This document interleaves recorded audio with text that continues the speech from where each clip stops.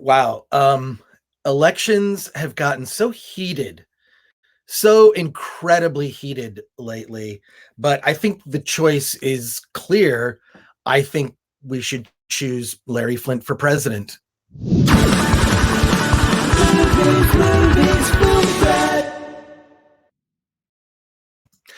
Welcome to the Film Threat Podcast. I am Chris Gore. I have no water at my place right now, which explains this bedhead and the way I look today. But please set all that aside. And if you're listening to this, it will not be a distraction. If you're watching this, good luck to you all. I love to talk to you about independent films that I think are worth your time. In particular, I have an affection for documentaries, and in particular, I have an affection for documentaries that are archival, that explore a topic that sort of came and went, and then was a moment in history. And Nadia Szold has made this documentary called Larry Flynt for President, and I'm blown away by this documentary. I'm excited to talk to her today. She is here on the Film Threat Podcast. Nadia, welcome to the show. Thank you for taking the time to talk to me. It's great to be here. And you probably already know, when we spoke, by email, I told you that Film Threat has its roots in LFP, Larry Flynt. Film Threat was owned by Larry Flynt for about almost 5 years. And sort of when it rose to prominence as a print magazine in the 90s. So I knew Larry Flynt, and I knew the craziness that was there. It had settled down and become a bit more corporate by the time that, I was there in the 90s, the early 90s. But I knew all the stuff about Larry Flynt running for president. But the way that you've explored it in this documentary is remarkable. It's the interviews that I'd never seen before, so much stuff. How did this project come together? How did you assemble all of this? I mean, I know what it's like to make an archival documentary. It's a huge pain in the ass. So how did it begin, and what began your interest in exploring this topic? So I was talking to my uncle, who is a music producer, Steve Lindsay, and I was interested in hearing the stories around the time he worked for Leonard Cohen. And so he was telling me those stories, and they were pretty good. And then he went back to kind of give some context, and he started to tell me about the time he was Larry Flynt's videographer during Larry's campaign for president. And I was intrigued by these stories because I hadn't actually seen the Woody Harrelson film yet, but the stories were so crazy that I ended up asking, like, what happened to the footage. And he told me that it had just been sitting in his storage facility for like 30 odd years. So I begged to see the footage, and he was just too busy doing other things. But eventually, like a couple months later, I got a phone call from him, and he said, "I'm tired of storing all this garbage. If you want to come and pick it up, you should come, but bring a pickup truck because there's 20 boxes." So I drove a pickup truck into the valley, into his storage facility area, and loaded the 20 boxes onto the truck. And he just said, "It's probably all garbage, but if you find the Vicki Morgan sex tape, that might be of value." So I digitized everything, and actually was the Vicki Morgan sex tape, but everything else had value too. And after watching everything and just seeing this weird window into Larry Flynt's campaign for president, and then all these interviews surrounding it, I contacted Larry Karaszewski, who wrote The People versus Larry Flynt, and he came over and I showed him some of the footage, and he was like, "This is amazing." All I had when I was writing was the LA Times reporting on it while it was happening, and then also the Hustler magazines that he had contacted someone who was working at Hustler to then basically give him. I know it was you. It was me. Okay, I know Larry Karaszewski. I knew him from he and his writing partner Scott Alexander.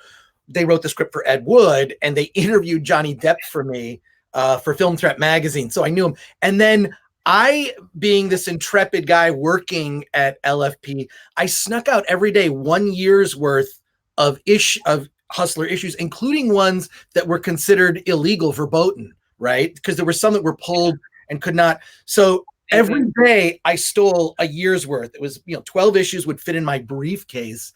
And I gave them to Larry and Scott, and they never returned them. What? Larry, I'm sure that they were used by the production for The People versus Larry Flynt, but that's funny that he brought that up because that person was me.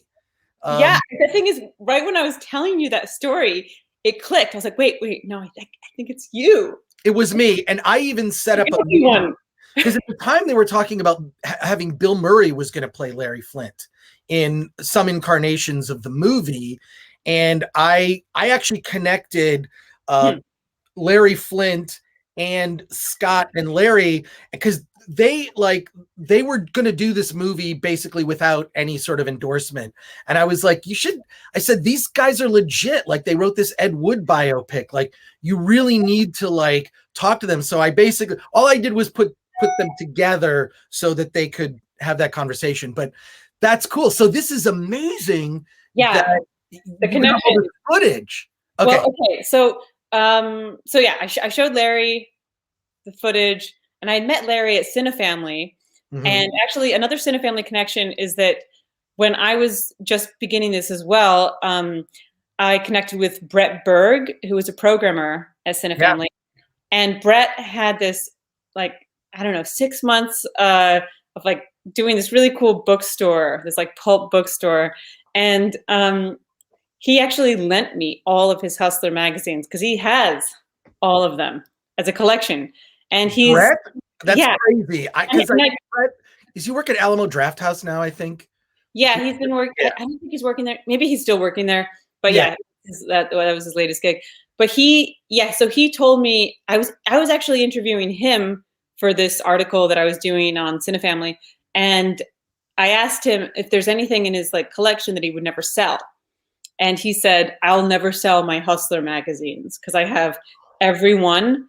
And he's a gay guy. And so he's appreciating it for the art and just the historical, cultural value of these magazines.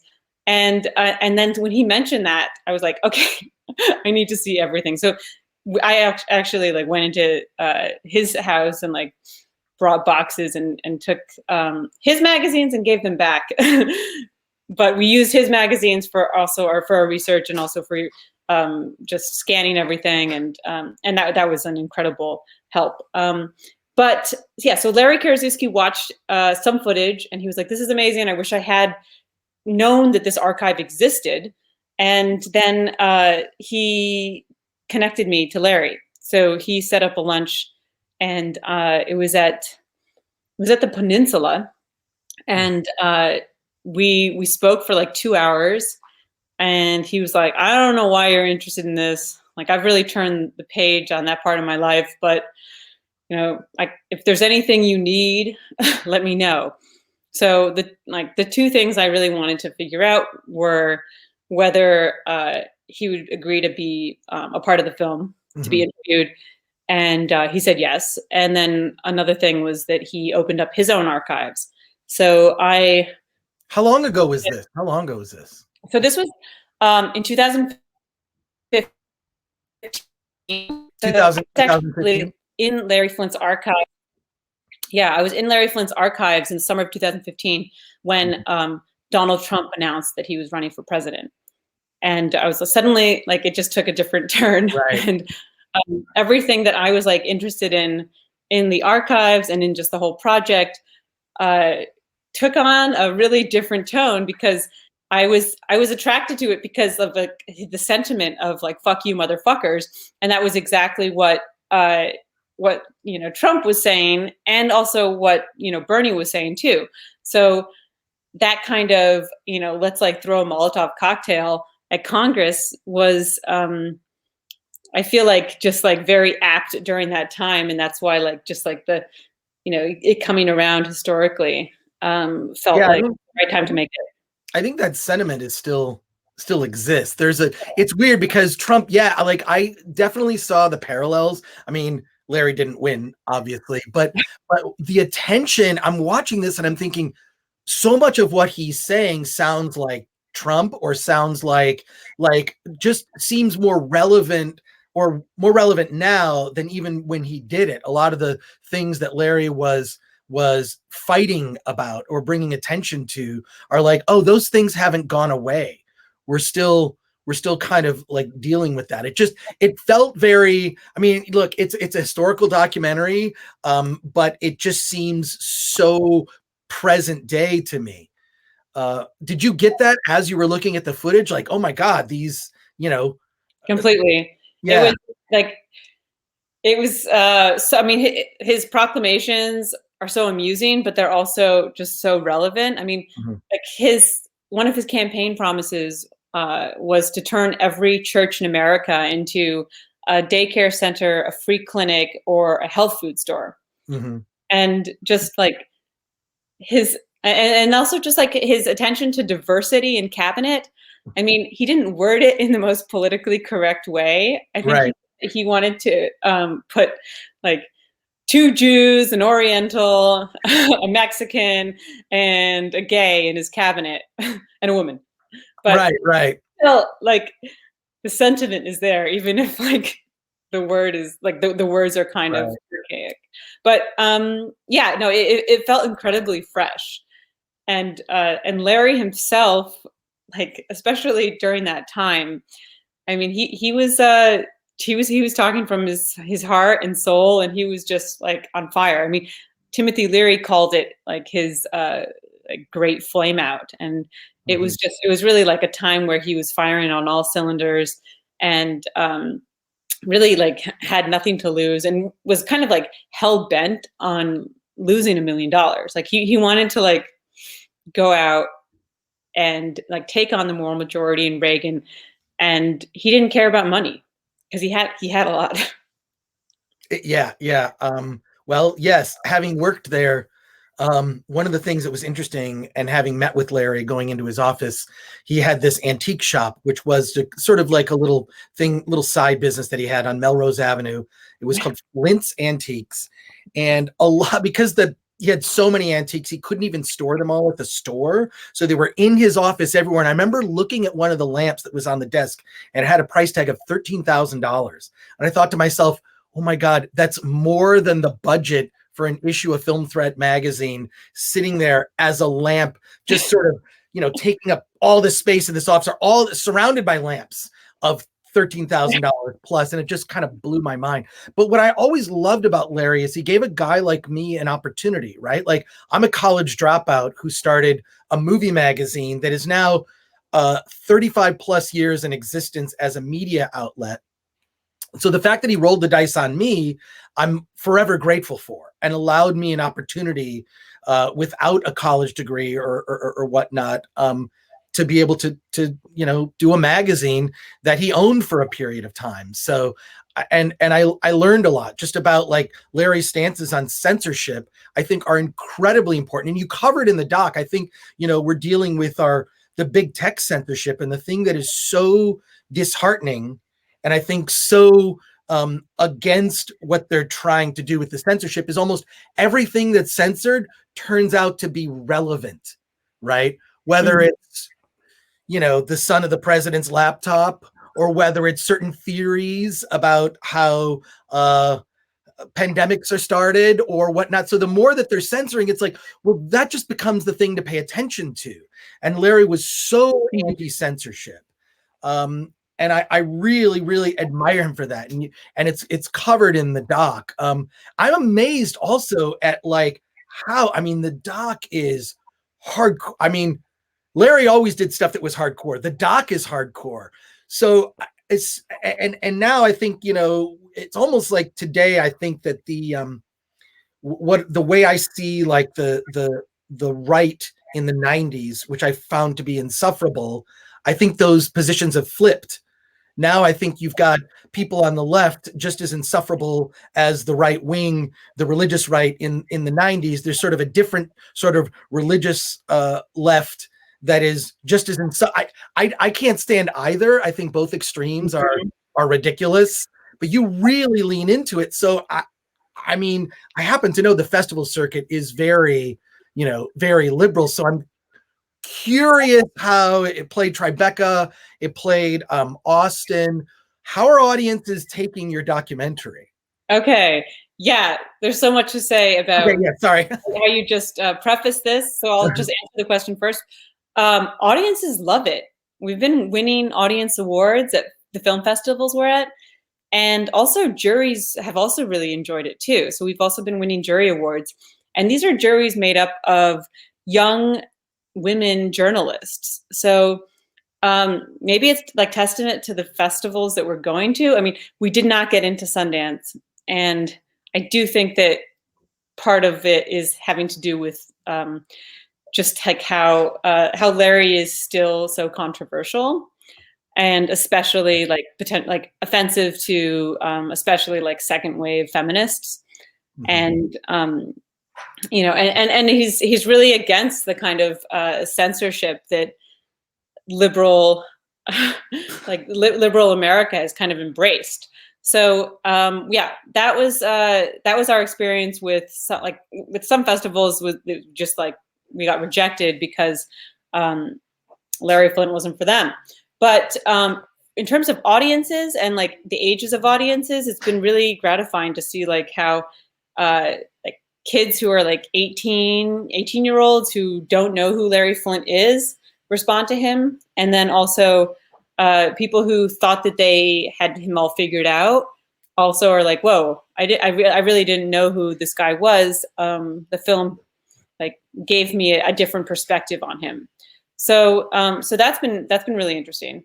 And another thing that that I feel is important is that the film, was made always with the mind of like keeping the aesthetic of Hustler and the ethos of Hustler like at the fore. So like just being pretty aggressive and also like being punk rock and taking like Althea's spirit and like trying to use that as like our North Star was really important. And then just like showing what made Hustler different from like Playboy, and not in a gratuitous way, but just like we have to know. We have to know like what made them different and what also like pissed off mainstream advertisers so much that they wouldn't advertise in Hustler. Right. Because like one of the interesting things is that Hustler, they just got rejected from these mainstream advertisers that like Playboy basically courted. So these same people who Playboy is like in bed with, Larry Flynt is doing these ad parodies of. So his attitude, even like from the 70s on, like the 70s, it was like very like ad busters and extremely anti-corporate as well as, anti everything else. That's what always attracted me to Larry Flynt was that anti-corporate mindset, which I think if you look at like films from the Gen X generation, of which I'm Gen X, they're all anti-corporate. Movies like Office Space, Fight Club. If you look at so many of the films that were popular for Gen X, they're all very anti-corporate punk rock. That's how I actually sold Larry Flynt the magazine. I said, you've got this punk rock music magazine, RIP. You've got like these that was the sell, was like Film Threat is the anti-corporate punk rock movie magazine.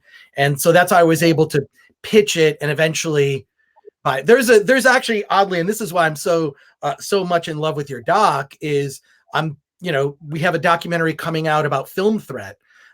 It'll be in the next year or so. We're also going to get rejected from Sundance. They've always had this weird relationship with me. Sundance they don't like me. I'm just going to come out and say it. They sort of tolerate Film Threat as a media outlet. But yeah, so we have a documentary that kind of covers the rise and fall of Film Threat magazine in the 90s. And, Larry Flynt's part of that story. So that's why and doing an archival doc is just like, I don't know how many hours of footage you had. or hard drives. It just must have been, that whole process is like a whole other, we can do a whole separate podcast just on making an archival documentary and photos and clearances for things, what legal hoops you have to jump through and what the workarounds are. But you just put together this incredible thing. But what struck me the most about it was like, yes, we're talking about this thing that happened decades ago, but it's so present. The censorship aspects, an outsider running for president and calling people out, the just like a guy using it, just like, it was like, whoa, this is all, these ideas, I think, are like that his run for presidency just is like, it's so relevant now. That's what blew my mind about the doc. Yeah, it was something where I was like pressured to put it out faster than it was ready to be put out, just because I was like, oh my God, it's so relevant now. Like what Trump just said, or, you know, like, I was like, we have to put it out before Trump loses. Right. And then like he didn't lose. And actually I was at Larry's birthday, which was like, his birthday is November 1st. And I mean, he was so fucking depressed 2016 because he was like, Trump's going to win. And he had like this like operator, this like DC operator guy, Cody X, being like, no, we got something on that guy. Like, he's not going to win. But there was this like Trump piñata, and everyone was like taking swings at it. And everyone was like, you know, having a good time, drinking Larry's booze. But Larry was just like despondent. And it was like, it was pretty sad. And then, yeah, talk about like the antiques. It's kind of like Orson Welles' Citizen Kane in a way, but 100%. Like house. I mean, his office is it's like, it's chock full of these like Art Deco lamps of like these like dancers, you know, like holding up the lamp. And then his like home though, it's basically like stacked all the way to the ceiling. And you just like walk through these mazes to like get to the bathroom, but it's also like very neat too. So it's not like, I mean, it's a hoarder, but it's like a rich hoarder. And yeah, the antique thing is like the connection with like Citizen Kane was also something that I was like, it was like always on my mind while making it. It was like, this guy is like our, like the kind of 1970s, 80s, and like also now, like this, our version of Citizen Kane. So, yeah, the relevancy just kept on giving though. So like while one like part, like one thing in the news, you know, like ended, another thing came up that was just as relevant. So I feel like just like the fact even now with, you know, with like our Supreme Court being like, you know, so loaded with these like very, very right-wing appointees, it's suddenly like, you know, freedom of speech and, you know, this like the second most important First Amendment case, like Times versus Sullivan, is now potentially like under scrutiny by the justices. Like they're willing to like take that on.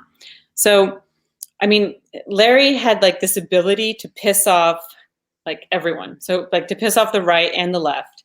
And so his, you know, his like antipathy towards the establishment just like didn't know any kind of political party lines. and that's also like what was, what I really like resonated to me in Larry's campaign. That's funny. As you say that, it just, you know, that's where I stand, right? Like I'm very middle of the road politically, and I voted, you know, I voted on both sides. You know, I vote for the one that is the least crazy.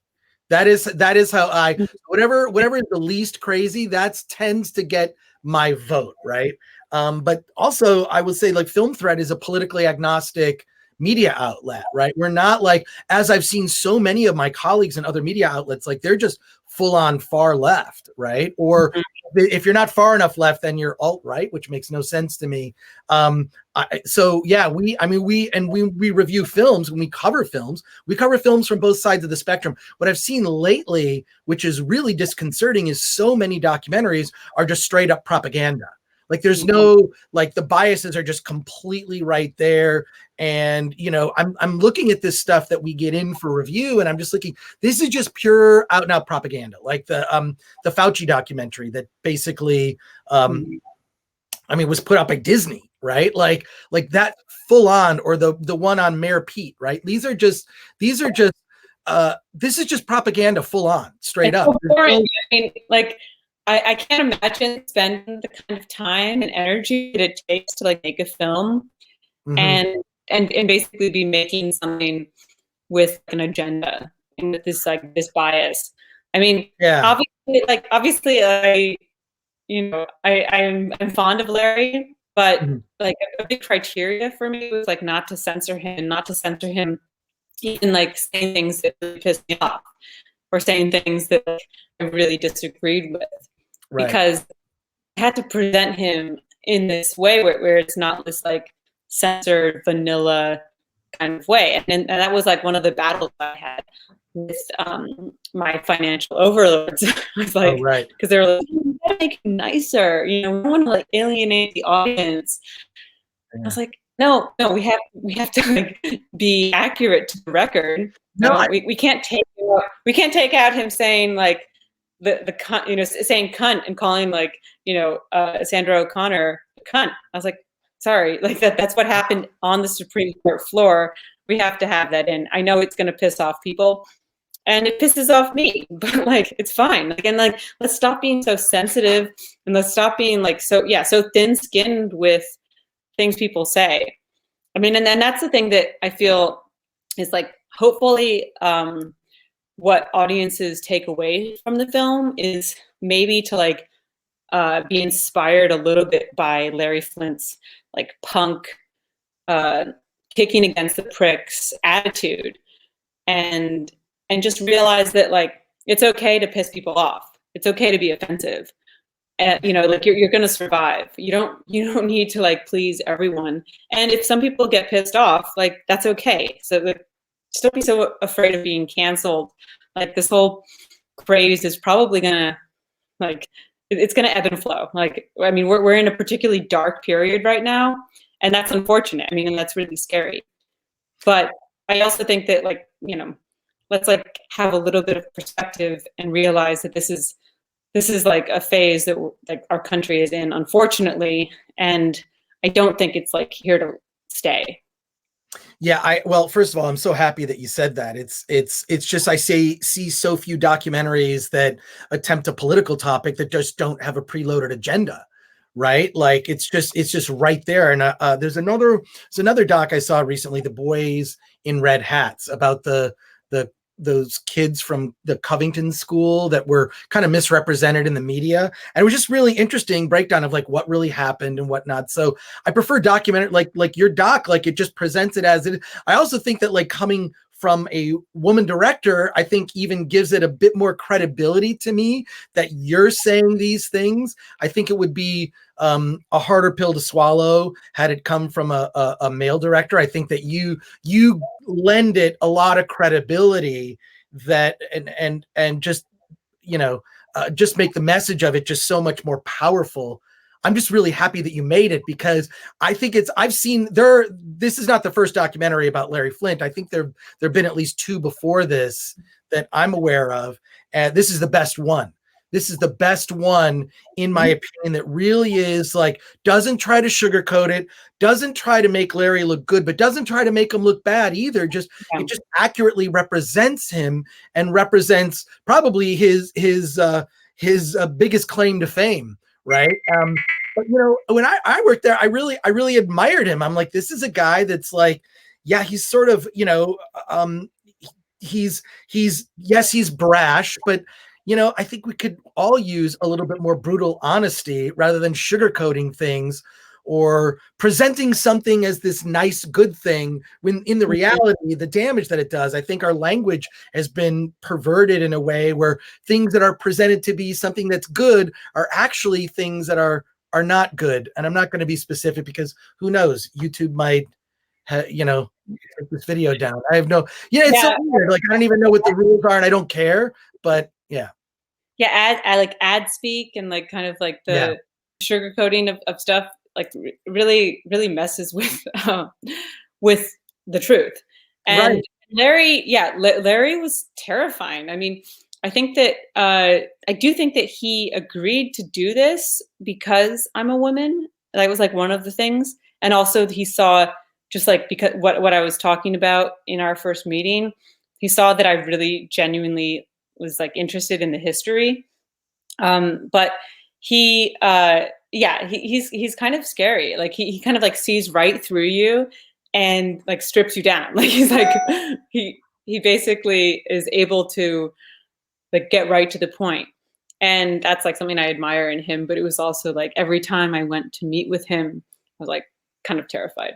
But to go back to your comment about being a woman and making this, I can just like share an anecdote about that. So like the first interview that I did, even before we got funding, was with Paul Krasner, because I was afraid that he might die.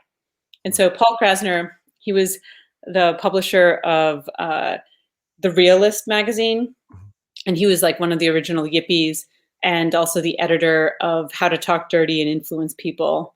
So he was like, he was actually also the publisher of Hustler magazine for 6 months during Larry's conversion to Christianity. And Larry basically had a vision on his jet plane of Lenny Bruce coming down and being like, you have to evangelize and step down as a pornographer. So basically he appointed the Apostle Paul as his publisher for a short period of time.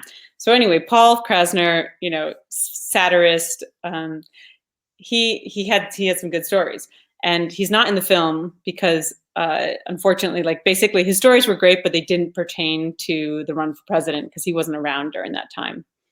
And but so I went to Paul Krasner's place in Palm Desert, and I gave him some shrooms, and I actually conducted the interview on shrooms.